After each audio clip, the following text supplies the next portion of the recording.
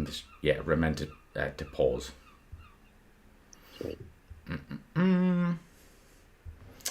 Hi folks who are just joining us, bear with us. As you know, this is a live Q&A and we'll get with you in 2 seconds. Remember to pause. Right. Have you paused that, Mike? It is paused. Hi folks, just joining us, bear with us. As you know, I can hear a bit of an echo. I'm not sure if that's...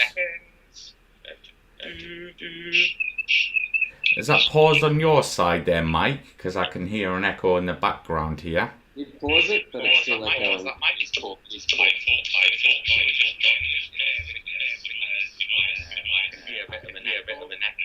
Yeah, I can hear a bit of an echo on your side here, Mike. Bear with us, folks. Is that paused on your side there, Mike?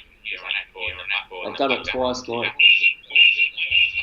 So that link you sent, I sent you, you got that up and you can see on the comments on the right there.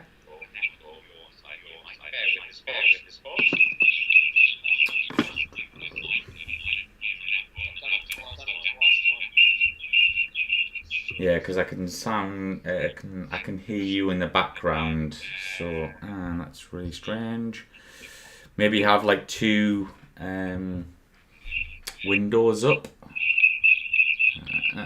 Bear with us here, folks. We'll sort this out for you very shortly. So,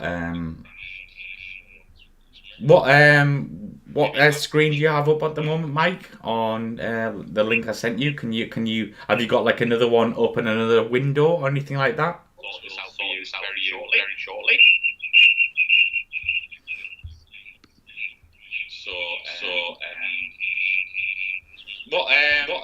What screen do you have up at the moment on the link I sent you? Have you got like another one of the window or anything like that? Can I reopen it? Yeah, it sounds like you've got some sort of window open because obviously it's I'm getting some feedback on my end.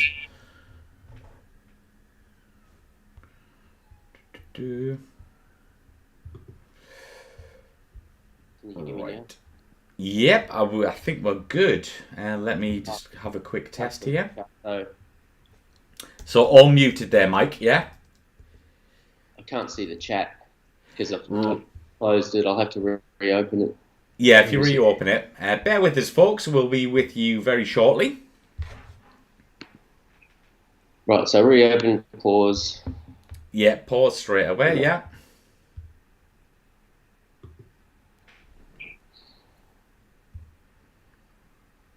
And let me know when you're up and running. And because I've closed it, I'll have to reopen it. Yeah, if you reopen it. Bear with us, folks. We'll be with you very shortly. Yeah, so I think you haven't paused it there, Mike.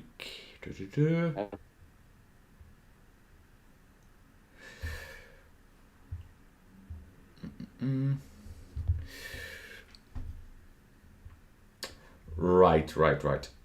So have you got that link up now and it's paused there, Mike? Yeah, perfect. Right. Did it before. And can you see the side questions on the right there? I sure do. Right. Okay, folks. So we are with former RAAF F-111 pilot Mike Crain. And if you haven't seen this video, go and check them out. But yeah, Mike, what's been happening on your end since we last chatted? Oh, just the usual at work, but the last couple of weeks have been on a trip in Europe, Spain and Portugal, and heading back in a few days back to Australia. But it's meant that I've been able to get on your time zone for a change. So it's been in the morning, we can do it now. Set the family up for a bit of extra dinner and they can do some shopping in lovely Seville. Brilliant stuff. So, Mike, can you just give us like maybe a 1 or 2 minute brief of like your flying career in case anyone hasn't watched our interviews with you, and so the people in the side can get the questions coming in. Yeah. So Well, Mike Crain, everyone. Joined the Air Force basically straight out of school as a direct entry pilot. Started flying at 19 on CT4s and Mackies. Graduated and went to Fast Jets. Did introductory fighter course on the Mackie and then F-111s, which I started about a day or so after my 21st birthday. Graduated at the end of 89 and spent basically the next 10 years flying, or almost 10 years flying the F-111 and instructor in the middle. And I finished as an F-111 instructor at 6 Squadron before moving on and doing some of the international type operations on bigger aircraft for 20 years or so. Brilliant stuff. But as you can see on the right there, Mike, there's a few questions coming in. So yeah, guys, enjoy this Q&A and get your questions coming in for Mike. And yeah, enjoy this one. Right, from Biggles Tintin. Hi, Mike. I've read somewhere that it was difficult to fly at low level in Australia due to ATC restrictions. Is this really the case? And if so, what could you do to get around the restrictions? Well, you'd be pleased to know that actually it wasn't very hard at all. We were pretty much given free rein to go nearly everywhere. So the whole of Australia was pretty much a low flying area around. We could go 250 feet without getting any special authorisation. 100 feet over the sea. There were certainly some areas we could go down lower if we were authorised. Air traffic control generally let us fly, particularly coastal, down through Sydney. I flew over the Sydney Harbour Bridge one time and down the harbour. Up to Brisbane, you've seen some videos probably of F-111s flying up the Gold Coast. That was a pretty common one we did every probably couple of weeks or so. We'd then fly up to Brisbane and do an ILS to make it all some training value after our nice low-level flight up the coast. Over the years, we probably did maybe half of Australia on that low level around the coast. Did lots of operations out of particularly Queensland and New South Wales, down to Victoria through the Snowy Mountains. Around the Great Ocean Road and the 12 Apostles, crossed to Perth, did some flying around there and up north, and plenty around Darwin and Tyndall. Spent about 6 months of my life in Tyndall, generally living in the transit camp there, doing lots of flying. It was great fun. The accommodation, not so good. Right, from Amir, can the RAAF dig up the F-111Cs and send them to Ukraine? Well, that was a good joke, Amir, which you've acknowledged. Yeah, I doubt they'll be very serviceable. They take a fair bit of cleaning, the ones that are in the ground there. David Smith, did the TFR ever put you in a situation that you felt was dangerous or had to override? Yeah, a couple of times I did. There was certainly one when I was instructing. We were descending down to 200 feet on the range at night. Had the radar warning go off. I think it was just me had been set incorrectly, but there wasn't any time to argue with it. It was just a case of rolling wings level and pulling up and recovering. Had another time I remember doing something similar through the mountains, and just something wasn't right on the TFR, what the navigator was calling, and versus what I was seeing on the display. And so it is essential that you just act first and then get up to a safe altitude. So that does happen occasionally.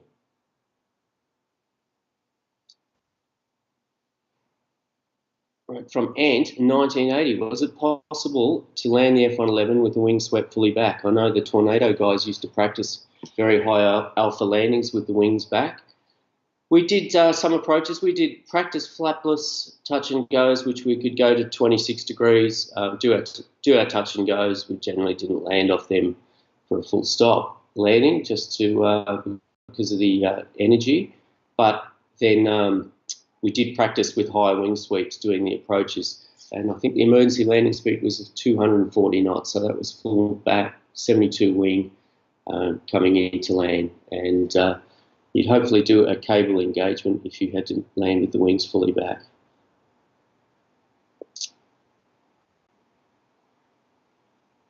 From Neuropilot, did you ever want to try and land an F-111 on a carrier, even a CVN?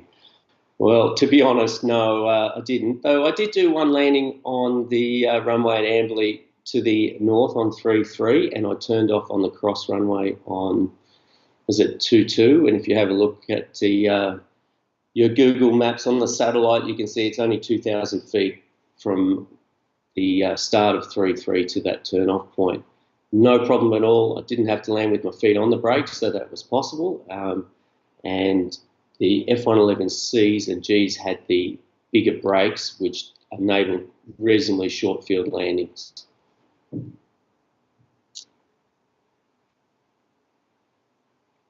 The Freckle Guy, how do you think the F-111 compared to the nearest peer rivals, namely the A6 Buccaneer Tornado, Mirage 2000 and Su-24? Well, obviously, I mean, I'm biased, but I think it was probably superior to most in those, overall bombing and certainly getting bombs on target on time. It's more advanced than the A6 and the Buccaneer. The Tornado was very good. I think probably we had the legs on the Tornado when I operated with them briefly in Malaysia. We certainly had the range to fly around, get a lot further away, but they're certainly a very good aircraft and would compete very well with getting bombs on target compared to the F-111. At the time, we had the PaveTac and laser pod, and I think in the Gulf War, the Tornado didn't quite have that and had to use the Buccaneer as a laser designator. But I'm sure you'll all correct me if I'm wrong on that. Whereas for us, it was all a matter of the coordination was just within the cockpit with the nav running the PaveTac, switching from the radar to the infrared picture during the weapons release, and guiding the bomb onto the target. So it made it a lot easier without having to talk to other aircraft. I have done buddy lasing before. It is a little bit more difficult to coordinate. In fact, I did one at the firepower demonstration in Puckapunyal where I tossed a 2,000-pound GBU 10 across in front of the crowd, so they could see the bomb go across, but we had to get the SAS to laser the target. For some reason, we weren't allowed to do it ourselves. So we had to make the radio calls at the right time for them to turn it on. Because with the GBU 10s and 12s, we had to turn the laser on after they'd reached their apogee, their ballistic flight path, and they're heading on the way back down. Otherwise, they'd fall in short because they just point straight at the target.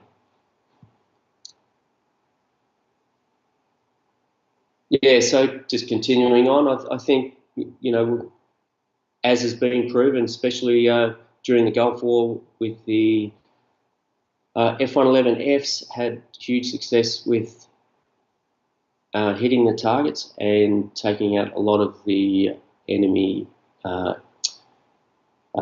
particularly tanks later on, but also all the targets they went for.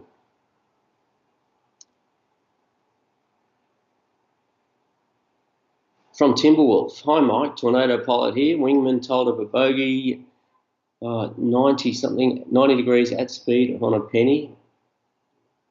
Sorry, I'm getting a bit confused on this one. UAP are in the news and not sure what that one means. I'm sorry.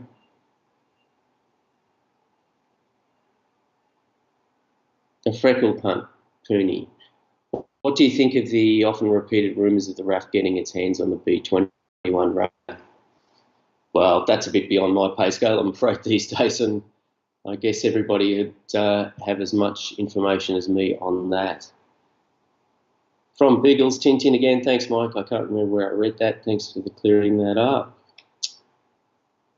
Timberwolf, and by the way, you're welcome there, Biggles. Timberwolf, did you indeed ever attend Red Flag? If so, any interesting events, stories or anecdotes from both in the air and or on the ground? Yes, I attended Red Flag once. Unfortunately, the second one I was due to attend was cancelled.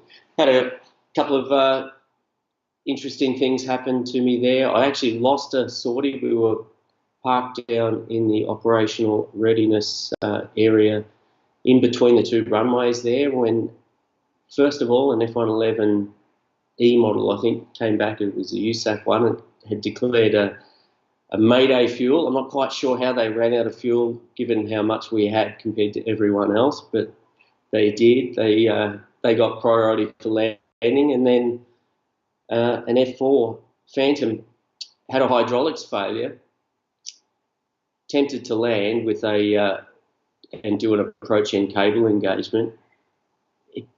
The hook bounced over the cable. He went round, but he'd pulled the drogue chute, so he went round with the drogue chute hanging out right in front of us, and which was quite impressive, being able to get it or continue flying with that amount of drag.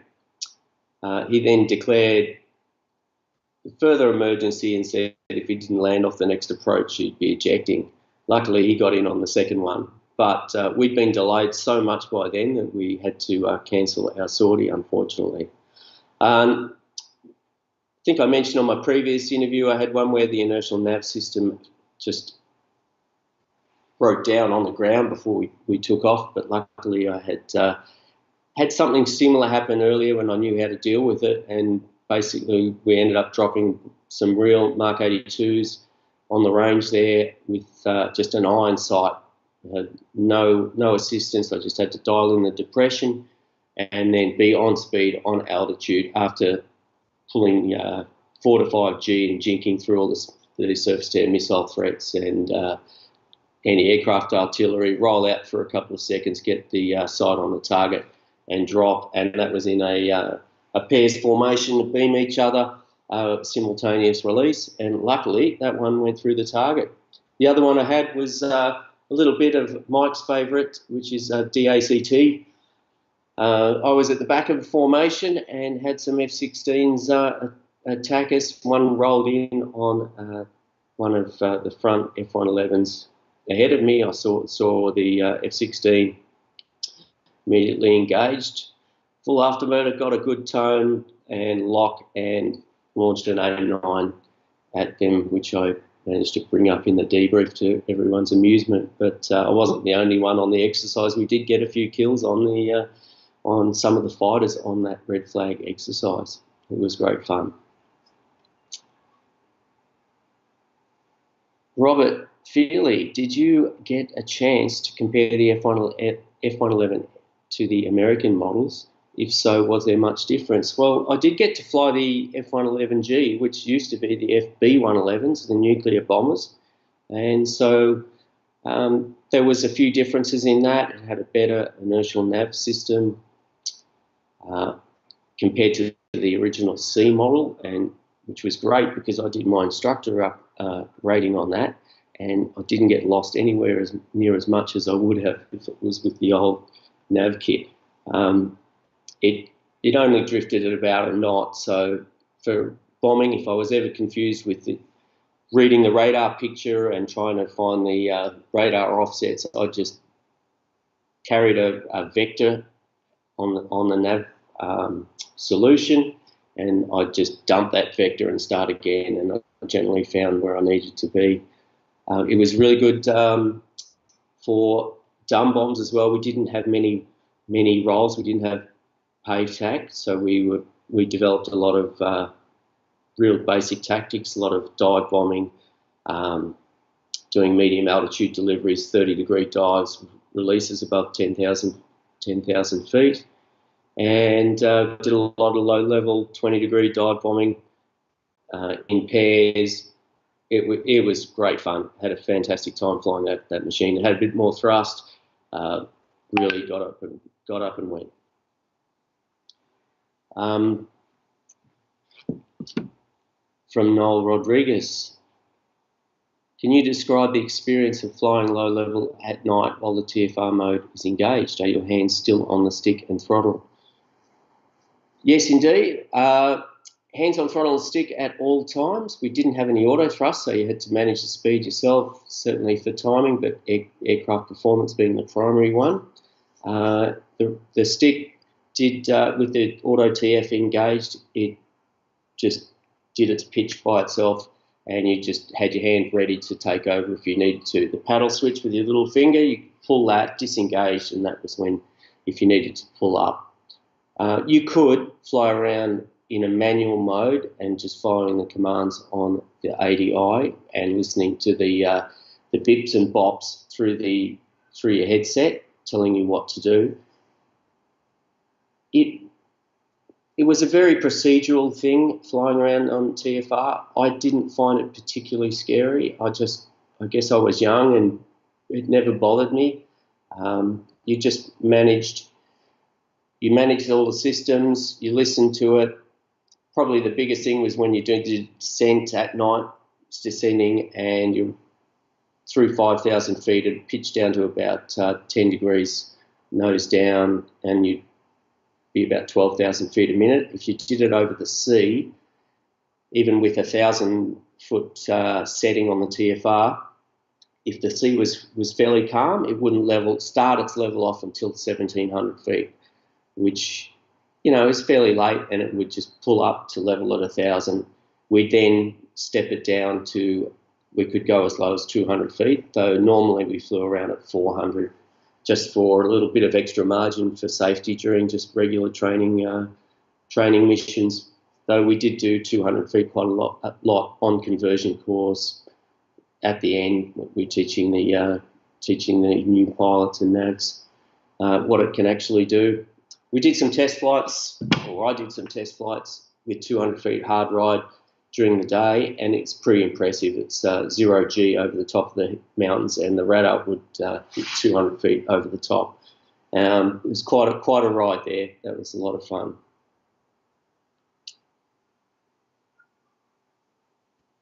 Sorry if I'm not going through this fast enough. David Smith said, I've heard that a clean F-111 can supercruise Mach 1 plus without afterburner at sea level. Is that true? Probably not quite. I've had once down off the south coast of Australia, I was doing about 680 TAS, but I was slightly subsonic at about 0.98 without using afterburner. That was in the G model. Another time up in the Territory, I was medium level, 10 to 15,000 feet, and I managed to get transonic just with mil power without touching it, touching the burner. It just happened, atmospherics, individual aircraft, what your configuration, how clean you are, all those things can make a difference. And what's the fastest you've gone at altitude? The most I've done is about 2.2. I was doing about 1250 knots TAS. And that was on a test flight. It was 640 knot indicated from 30,000 feet, just climb at 640 knots. We got up to 1.9, finished the timing, had to climb to 50,000 feet to check the pressurization.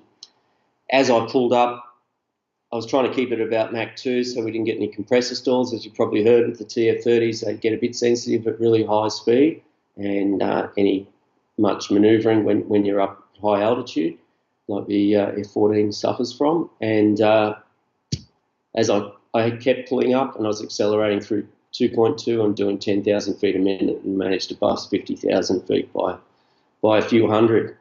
It was the highest and fastest I ever went. Down low, I think I've done about 700, 750 knots maybe. We didn't do it that often because you had to be out over the sea except at red flag. And if you went supersonic low level, there's a good video at Evans Head that you can see on YouTube that shows what happens to buildings when someone flies past that fast.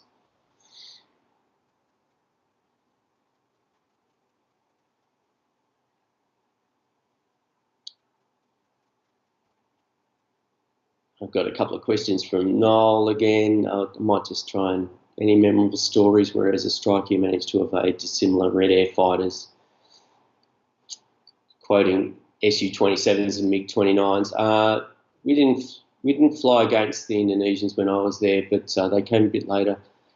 But absolutely, we developed some very successful tactics to evade against fighters. I flew a whole exercise against F-15s with AMRAAM, didn't get shot down, didn't get to the target basically due to time limitations, but was able to evade them just by finding them on the radar and stepping around them as to avoid being shot in the face. We had we were pretty good at that, and generally very successful. What's the heaviest load you've hauled in the F-111 from the Freckle Puny? A bit over 100,000 pounds, I think, was the highest weight I've flown at. The aircraft full of fuel is about 83,000 pounds, so maybe about 20,000 in stores. And it's 114,000 max takeoff weight. So, sorry, probably a little bit touch under 100,000 pounds is most I flew with it. It's, noticeable on takeoff, especially when you've got a lot of 500 pounders hanging off the wings. There's a lot more drag. Hendon Guna, since an F-14A Tomcat used the same engines as the F-111, did you find the engines to be underpowered on the F-111 as they were on the F-14A, and did they suffer from the similar reliability issues? Reliability, though, I thought they were great, but I was very conscious that certainly at high altitude doing Mach 2 that they could be a little bit, tend to compress a stall, and if you had one stall, then generally the yaw would induce the other one to stall as well. And that happened to a few of my colleagues. I never felt they were underpowered, so the bit of extra power on the G model was probably noticeable. Individual aircraft could, believe it or not, some of them we considered dogs of the fleet. They'd go away to do a depot level maintenance, come back with new engines, and they'd be fine again. But they were pretty good. When you lit the burners at low level, there was a lot of thrust, and they accelerated very quickly, and certainly more so when you're above 500 knots than, say, the F-18 in the few experiences I had in the back seat of them.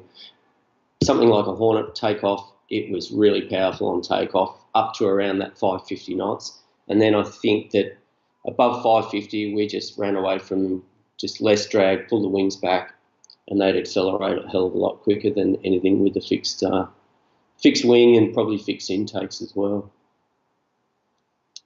Yeah, the RAAF have some growlers. This is from Mike L. Was there ever an interest in Australia of acquiring the EF-111A? I'm not sure about that, but certainly we had a lot of electronic warfare that developed through my time, and certainly afterwards I believe it got a lot better as far as jamming capability and that with what we had on our F-111s.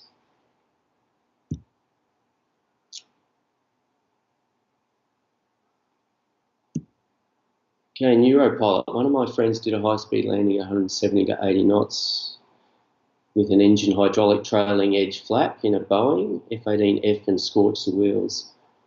You fly an F-18F? No, I didn't. I've been in the back seat of the classic Hornet a few times. 170 knots was probably about our landing speed that was flapless with the wings forward. In the F-111 it was about 170 knots.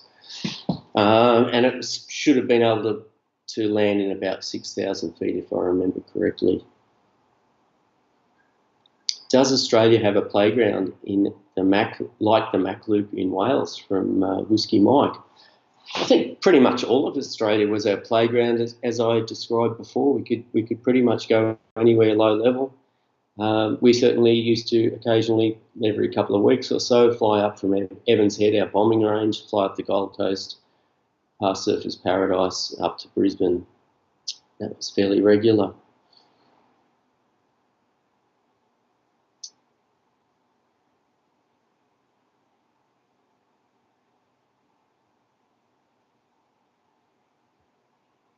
Robert Feely, are there any airframes that survived that you specifically remember? If so, why? Yeah, there's a couple there. I went and visited 129 lately at the Gold Coast. I visited that last year at the museum there. It was certainly very well looked after. There's 272 is at Point Cook in Melbourne, and I flew that one quite a bit. That's one of the G models, and it's the Boneyard Wrangler, and great jet. 109 had my name on it for a little while, and it is in, I think, the Haas facility in New South Wales, but I haven't seen it there yet. But I will when I can. From GJ, I have seen a few F-111, I think, land in RAF airfields when I served in the RAF. Most were for fuel pump problems or hydraulics. Did you have similar experiences? Well, the funny thing is the story I talked about before about dropping a GBU at the firepower demonstration. My lead had I was number 2 and I was sitting fat, dumb and happy on the wing, and all of a sudden he declared an emergency for hydraulics and peeled off, landed at Williamtown and said, Mickey, take over, and I had to go and drop that. That certainly woke me up fairly quickly. For Freckle Puny, would you have swapped the F-111 for an F-15E or maybe an F-117A? Oh, look, I would love to have flown an F-15E. Quite a lot of Wizzos and navigators I flew with have flown the F-15E, and I think some of the F-18 pilots I know have gone and done exchanges there, and they've thoroughly enjoyed it as much as I'm aware, and I would love to have had a go. From Bill, did you have any involvement with the RNZAF? Yeah, we did. We did quite a lot of maritime strike exercises with them because they were working with our Navy a lot, and they were a good bunch of guys to fly with. One of my instructors at Pierce when I was a student was an A4 pilot. He then went back, and I believe he joined the RAAF again after the New Zealand Air Force got rid of all their jets. Did some exercise with them up at Townsville as well. I think we were on the same side though on that one with bombing up near Townsville.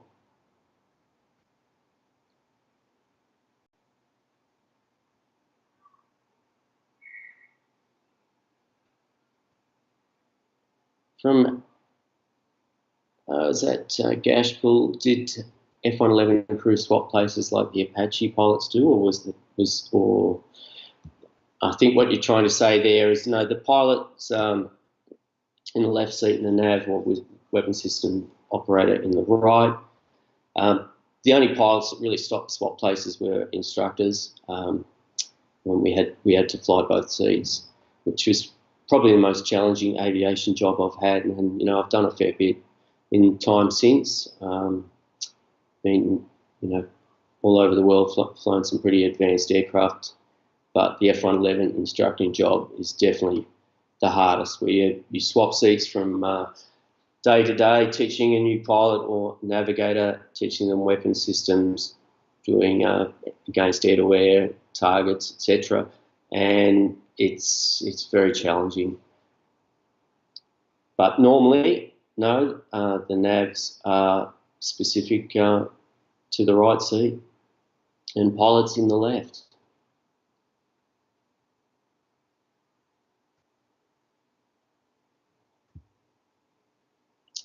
Again, from Neuropilot, did you think that Robert McNamara had the right idea by joint fighter type?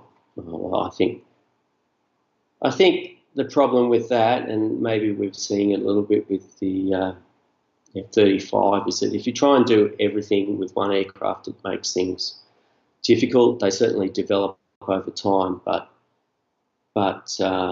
it adds a lot of complications. And I think the F-111 got things right and got better with age.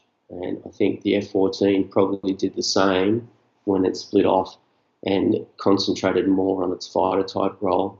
I know you can do a little bit of both in say both those types of aircraft, but it's sometimes better to concentrate on one particular job. Have you been vectored to intercept an unknown radar contact from Timberwolf?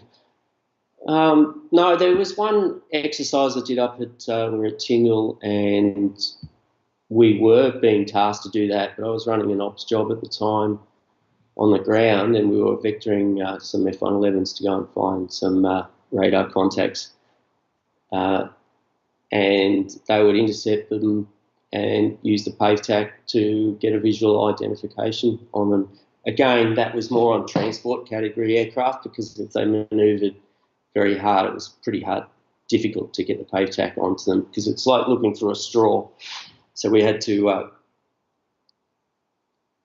do an intercept on the radar, find the aircraft. The pilot would try and get the pipper on the gun sight onto the target, and then the nav would be able to find them on the PaveTac. But if they were manoeuvring, it was pretty hard to do if it was at night time.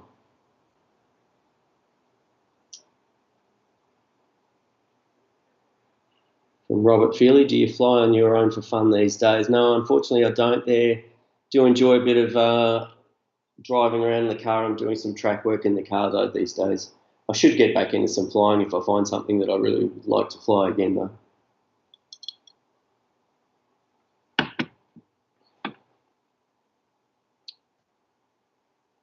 What was your favourite joint exercise and why was it red flag?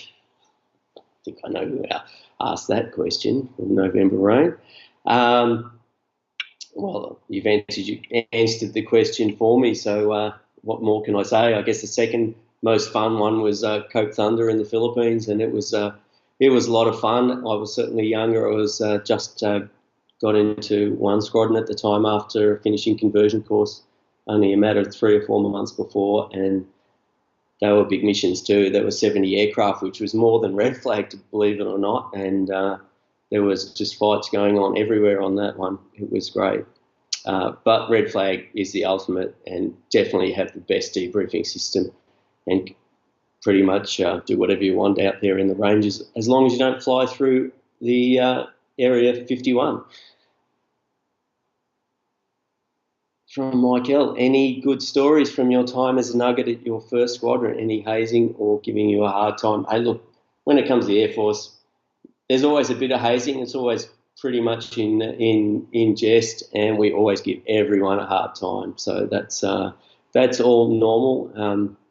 Maybe they don't do it anymore, but it wasn't. There was no one certainly being bullied or anything like that. It was just a lot of fun and taking the mickey out of everyone. Good stories. I'm sure I can think of a few if you give me a couple of minutes to think about it. From the Freckled Puny again, what's the one improvement you'd apply to the F-111 to bring it up to 21st century levels? More powerful engines, better avionics, stealth. Well, I think all of those ones have been tried, and there's a good article by a gentleman named Carlo Kopp, and he used to love dressing up the F-111, and he did make a stealth 111 once. I'm sure if you look up his website, you might be able to find some of that information. That was certainly a good read, and he was very keen on doing that. And we did we did get more powerful engines, and we did update them. When I finished, we'd had the digital update. I would have done a few extra things if it was up to me, but like putting a head-up display in there. They, for whatever reasons, they chose not to. And I think that may have been a slight error, just for giving pilots a little bit more situational awareness. Though having the digital screens certainly made things better. And as an instructor on them, it was great being able to see what the navs were looking at, especially with the students running into targets before you drop real bombs. David Smith, did the RAAF try to keep the same aircrew together, or did you mix pilots and WISO and /navs? did your personality play a big role in how well you work together, or was it just professional no matter what? Generally on exercise, we tried to keep to the same crew, but we did mix it up a lot when we were at home. Even on exercises, I certainly flew with different navs on them, but hopefully sometimes we flew a few times together before changing. Did personality play a big role? Yeah, everybody's a little bit different, but it's such a small organisation that we knew each other very well, and we played to our strengths. Everyone got on pretty well. There was never any major dramas there when you were flying with the other guys. No, overall gelled very well together. Meatball, the red, white tabby. How does it feel accelerating on the runway for takeoff? Was it boring after a while? Well, never boring. The acceleration would change depending on how heavy you were, because you basically had the same thrust and the weight would change. So when you're heavyweight, it was good compared to nearly everything else, but it wasn't in the F-18 league as far as accelerating down the runway. When I did some incentive flights with passengers and starting with light fuel loads, it was certainly a different beast, and it would take off really quickly, and it'd get airborne pretty fast. There was one I remember at Tingle. Again, we're going down to Delamere, and it took off with a relatively normal fuel load, so reasonably heavy, and I got to 30,000 feet by 17 DME with a 90-degree turn in it. So it certainly got away from the ground pretty well.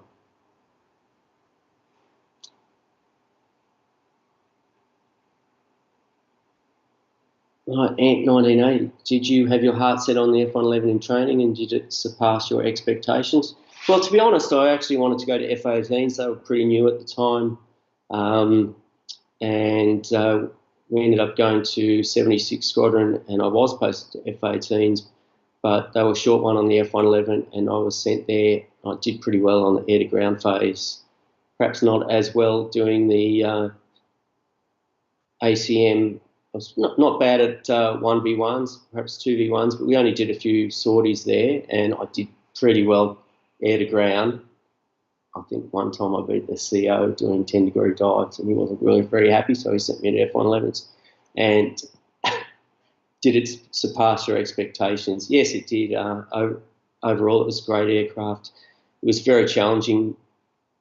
It was hard to fly in the circuit, and doing instant approaches are probably the hardest in the Air Force. Just keeping on top of it, especially when you're flying in formation. And trying to lead aircraft around, it wasn't as automated as some of the newer aircraft. So, yeah, it was challenging, and it was a great aircraft to fly. Couldn't have asked for anything better in the end. From Chuck Meister, was the F-111 considered a stealthy aircraft for its day in swept-back form, or was it just a power machine at low level? It wasn't stealthy, but it by no means was it the worst as far as its radar cross-section goes. And it was pretty hard to find, when we were down in the weeds. We, again, developed tactics against fighter with pulse Doppler radar who could see us, and we were successful at that, being able to evade them using our radar in air-to-air mode. And if we had multi-ship formation, we could use, target certain areas to try and develop sort patterns and find the bad guys and get away from them.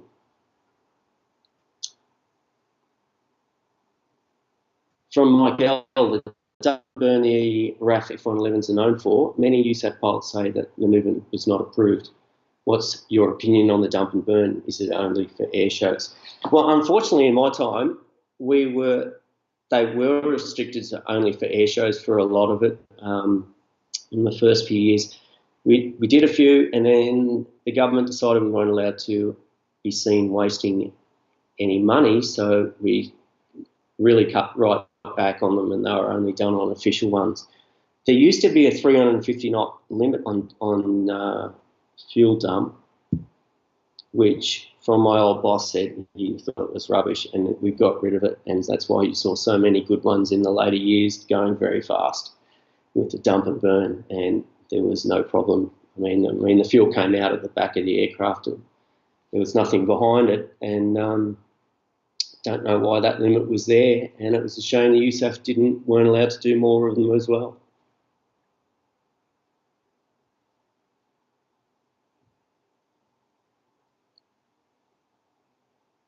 Thanks, Robert. And the track work, the new Alan Jones, hardly, I'm not that good. Done a few courses though, and it's a lot of fun.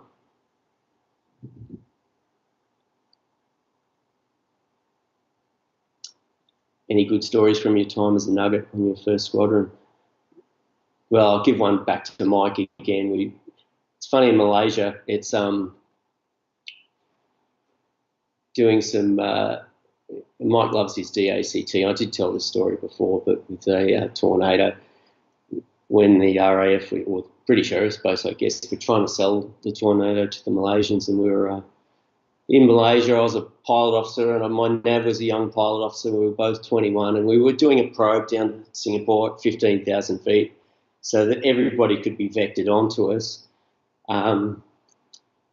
Tornado came in on the right side, went over the top. Nav called it, but he was a bit late. But as soon as I saw him, I just pitched into him, and we ended up in the flat scissors. And I was in full afterburner, basically with a pretty forward wing sweep by then. Just in the scissors with the tornado, stayed pretty neutral, and then knocked it off after a while when I realised I probably shouldn't have been doing it, but it was fun. Later on, I ended up in a 2v1 with a pair of Hawks doing something similar. We were at 10,000 feet crossing the mountains in Malaysia going towards Butterworth, and these guys were vectored onto us. As soon as I saw them, I was in a G model. I just pitched into them. Pretty much did 2 full rotations. They were starting to get the angles on us, and I wasn't going to be able to win that fight. So I just rolled out 0G full afterburner, turned the TFRs on, and we went. I did go supersonic into a cloud-covered mountain and disappeared. So apologies to anybody who had a window broken near Ipoh in 96. The acceleration when full afterburner and 0G from 10,000 feet was pretty amazing. It ran away pretty quickly, and the Hawks were left in our wake fairly quickly.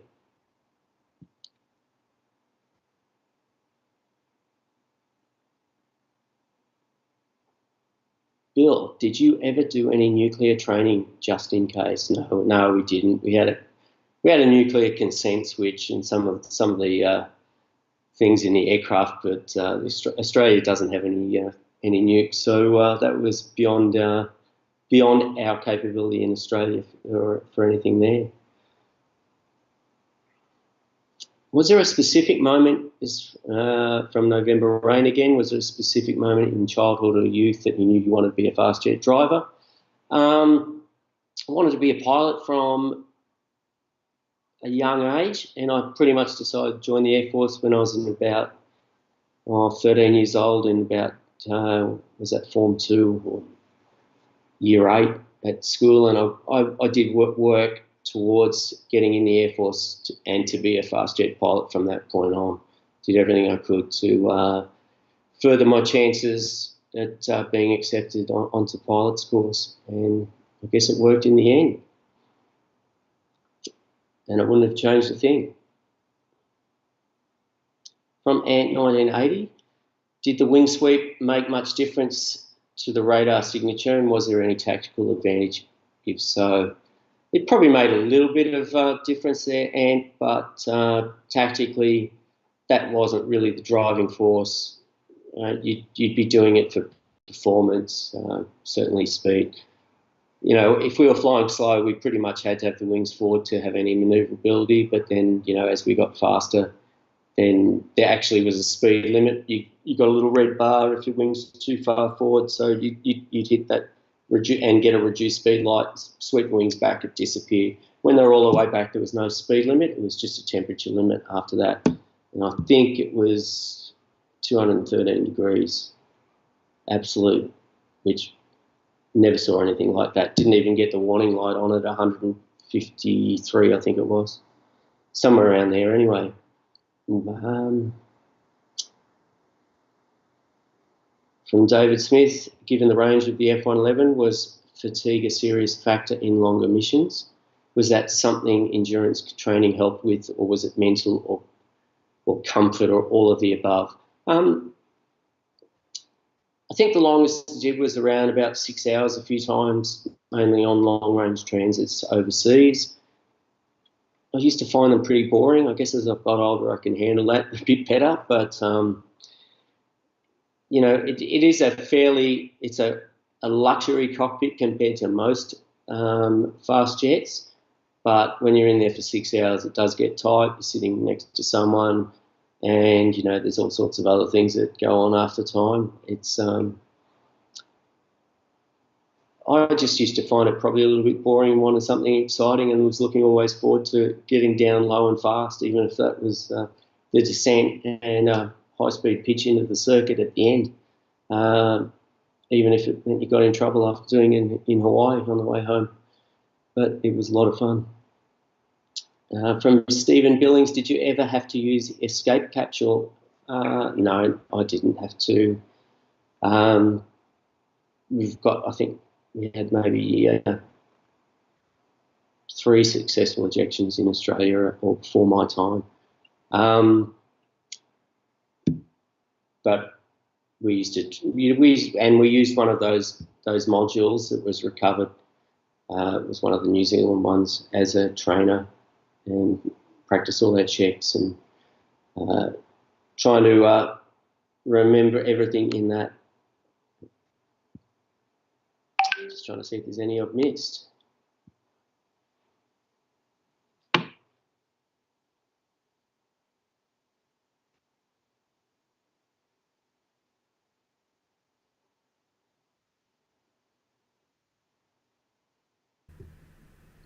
From Europilot, did anyone accidentally go into the box around Area 51, grounded and sent home?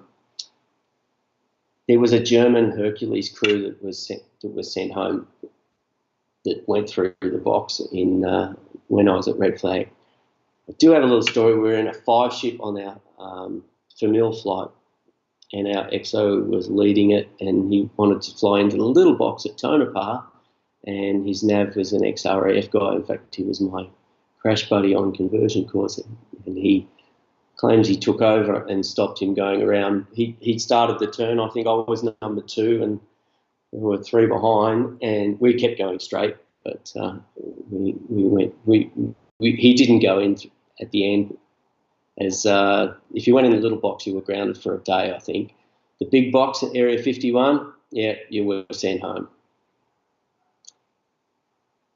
And the Freckle Puny again, do you lament the retirement of almost all swing wing types, especially in Western Air Forces?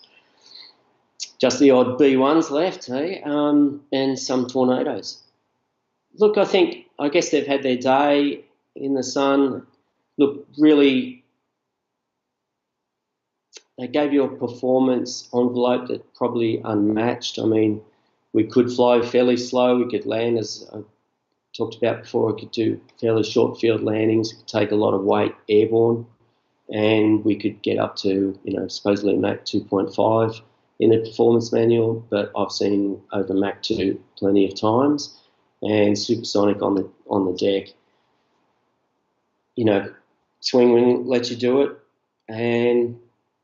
but there are some downsides. It's very complex, and I guess all the aircraft tend to be quite big compared to others, maybe except the Tornado, which did surprise me how small I thought it was when I first saw it in Malaysia. But it just gives you a lot of flexibility. But again, perhaps a jack of all trades and a master of none. Right, from Ant again, thanks. How did the RAAF fleet compare regarding hours and fatigue index compared to the Americans, and did Oz come up with any unique fatigue mods? We did look after them fairly well. We used to use 4G service limit. Though the fatigue meter didn't click over till 5.5, we went from 4, and the next one was 5.5. So pretty much you're okay as long as you didn't click over the 5.5.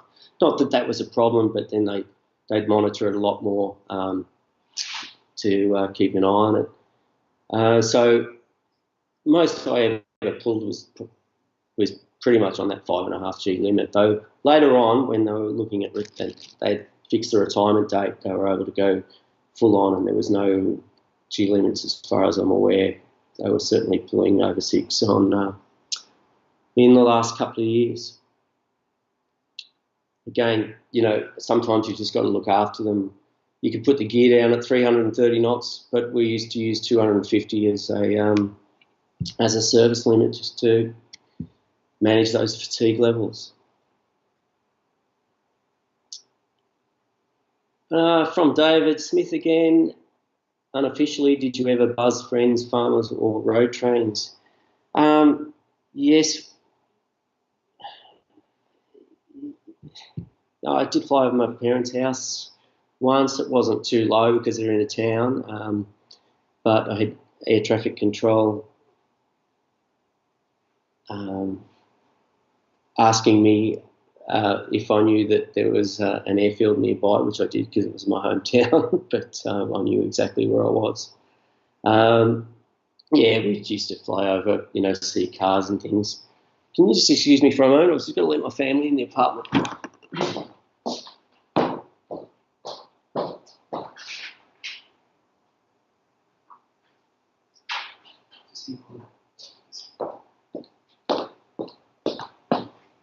Apologies for that. It's the joys of being on holiday and getting in the right time zone for you. We used to do some fly past. Look, whenever we flew up the Gold Coast, down the Sunshine Coast, we used to try and make them as memorable as possible. We flew down, another good one was coming from down Fraser Island, down the Sunshine Coast, and Maroochydore Tower would let us fly down the runway, which was right next to the beach, so we would generally start that at 100 feet until the end of the runway. Once I remember there was a little Cessna 150 or 172 doing circuits, and they asked him to go around, and he stated he was about 500 feet, and I led a 2-ship underneath him doing about 600 knots down the runway. That was fun.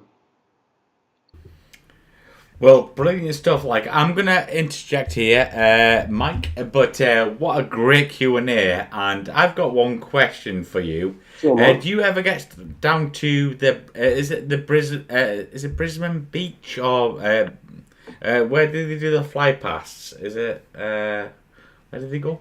At the Gold Coast at Surfers Paradise. Yeah, do you ever get down there? Oh yeah, I used to fly there. Pretty regularly. You'd do one every 2 or 3 weeks. You'd fly up from the range. Oh, wow. At Evans Head. If you have a look on Google Maps, and you can look up Evans Head Air Weapons Range, we'd fly up there, up past Byron Bay, up past the Gold Coast. And in my day, we were able to fly as long as the wings were over the water.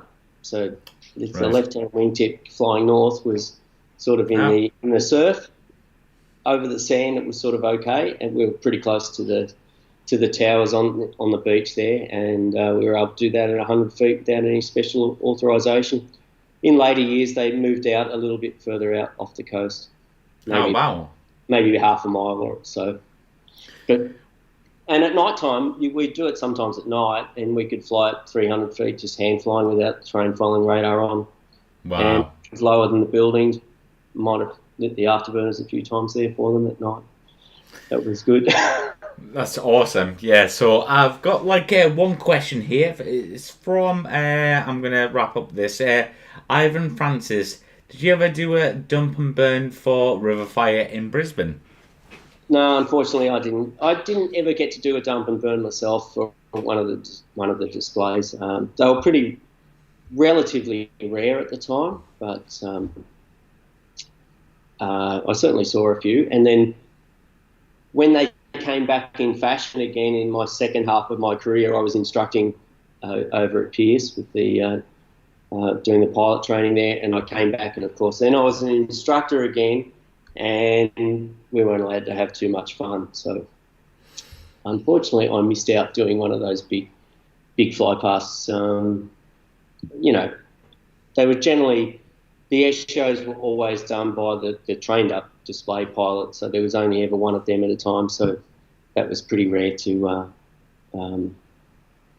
you know, I guess you couldn't do everything. Absolutely. So, like, if you can answer, if you can see it on the side there, Mike, one from Stephen Billingins. If we can wrap up the interview there. If you answer that question, that'd be perfect. Yeah. Did you have any target buildings that used to fly over regularly?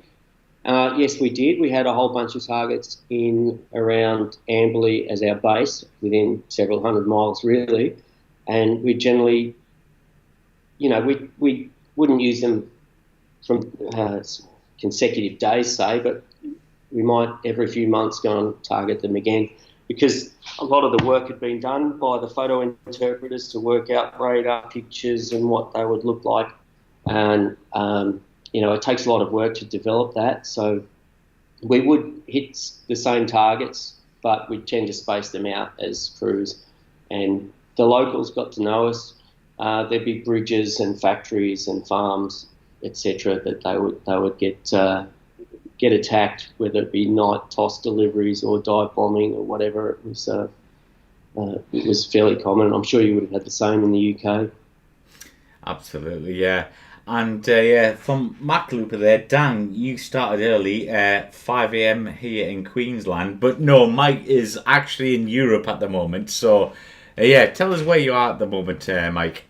Yeah, I'm in Seville. So I've done a bit of a tour. Started at Barcelona and have done a pretty much anti-clockwise trip around Spain and through Portugal. And we've just been doing a couple of nights at each place and managed to catch up with you here, Mike. It's nice to be able to do this on your time zone as against 7 o'clock in the morning where I normally am.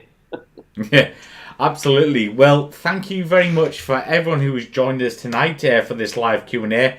The questions were absolutely great. And Mike, thank you very much for coming on the show. I know you're enjoying your holiday, but I really appreciate you coming on. So, and I'm sure Mike will come on the show again. But Mike, thank you very much. Yeah, thanks, Mike, and thanks everyone for the questions, and enjoyed it again, and hope to see you again. Yeah, cheers. Thanks, folks.